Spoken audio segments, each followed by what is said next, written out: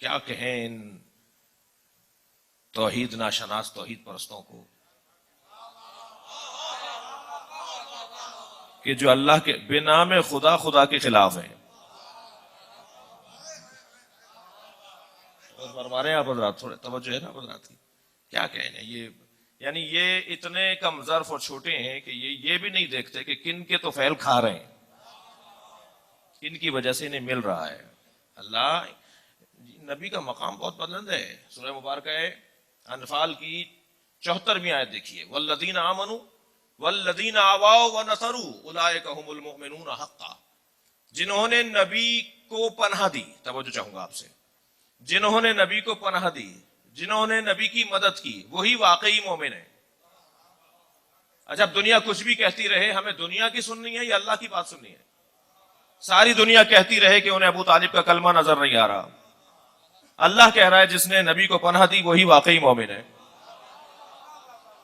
والذین آواؤ ونصروا، جس نے نبی کو پناہ دی، جس نے نبی کی مدد کی، اولئک هم المؤمنون حقا، وہی واقعی مومن ہے. اب اس کے بعد والا آیت کا حصہ دیکھیں، لہم مغفرۃ، انہی کے لیے مغفرت ہے.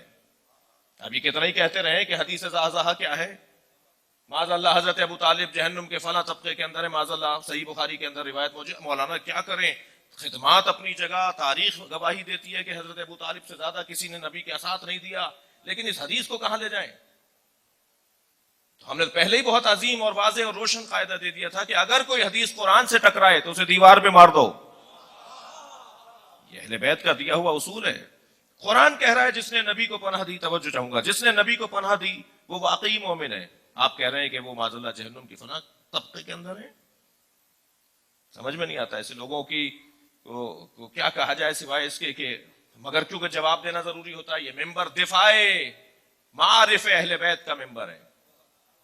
اس ممبر سے دفاع ضروری ہے، اس ممبر سے شبہات کی برطرفی ضروری ہے، اس ممبر سے سادہ ذہن کے اوپر جو ڈکیتیاں پڑ رہی ہیں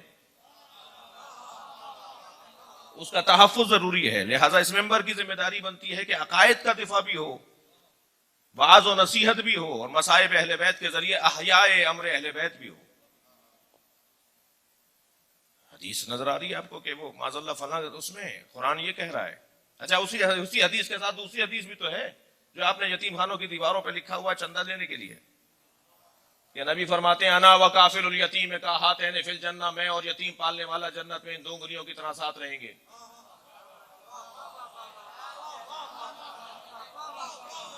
توجہ کر رہے ہیں آپ حضرات؟ میں اور یتیم، صلوات پڑھیں ذرا محمد و آل محمد.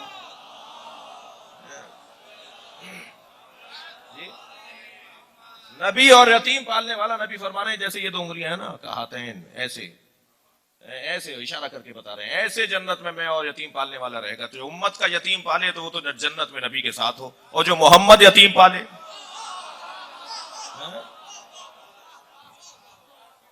تو حدیث سے بھی حدیث کا حل ہے.